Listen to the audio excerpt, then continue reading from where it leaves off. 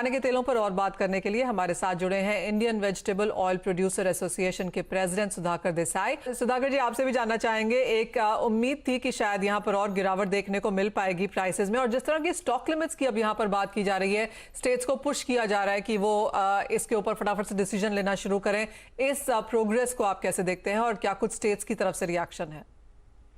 हाँ जी, Manisha ji, thank you. And as you know already see various steps have been taken. Refined oil का एक बार खोल दिया गया with sunset clause till 31 December. Duty reduction आप जानते हैं कि ऑलमोस्ट जीरो हो गया, और मस्टर्ड एक्सचेंज भी बंद किया गया। एंड अभी तो पोर्टल एक बनाया गया जिसमें सारे प्लेयर्स ऑल इंडिया बेसिस में उसको अपलोड कर सके।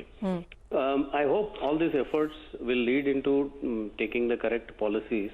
ये जो स्टॉक कंट्रोल जो इशू है आज के दिन में, उसका तीन बकेट्स में अगर सोचे कि इसका इम्पैक्ट सप्लाई चेन में क्या आएगा, फार्म गेट प्राइजेस पे क्या होगा और प्राइजेस पे क्या होगा। सप्लाई चेन में मेरा एक ही हम लोग सोच रहे हैं to work with the government also closely.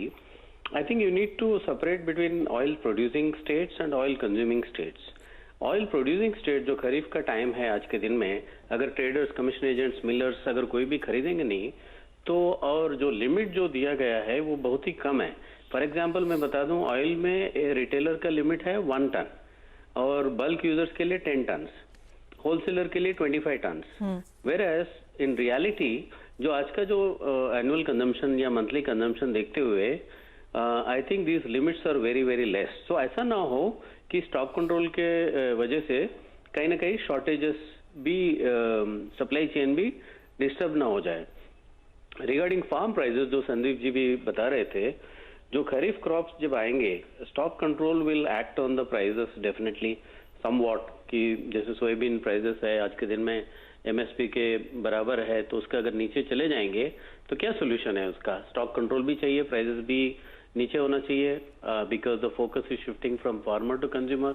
तो हमारा सुझाव तो यही रहेगा कि देखिए, जैसे मस्टर्ड में किया था, नाफेड को शायद सोयाबीन फिर खरीदना पड़ेगा शायद, और for using in off season, मतलब जब प्राइसेस बढ़ जाते हैं तो उस टाइम में government can release the soybeans again.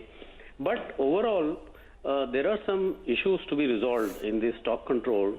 Industry is a little bit confused कि जैसे CFA clearing and forwarding agent होता है, डिपोस होते हैं, imported oils are exempted, but whether packaged imported oil is exempt or not. और बड़े बड़े जो फूड प्रोसेसिंग इंडस्ट्रीज है जैसे आईटीसी, पार्ले, ब्रिटानिया, तो ये लोग भी अगर ये जो लिमिट है, I think this is very very less. So there are some hiccups and that's the reason why I think state governments are taking some time, because nobody wants a disruption. तो इसमें it's a huge task, as you know it's a very big industry. एक थोड़ा properly सोच के इसमें state wise एक strategy बनाना पड़ेगा। And last but not the least, in this situation where the labor shortage is there globally, pandemic is there, sometimes you have erratic supplies, so food security, oil security is also important. It is necessary to have sufficient stocks within India and in the distribution channel. And one more last point, again, knee jerk and non-transparent actions will impact this 3 lakh crore industry.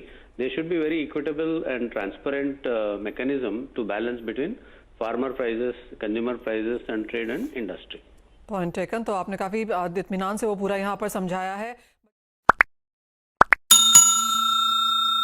Please like and subscribe IVPA channel.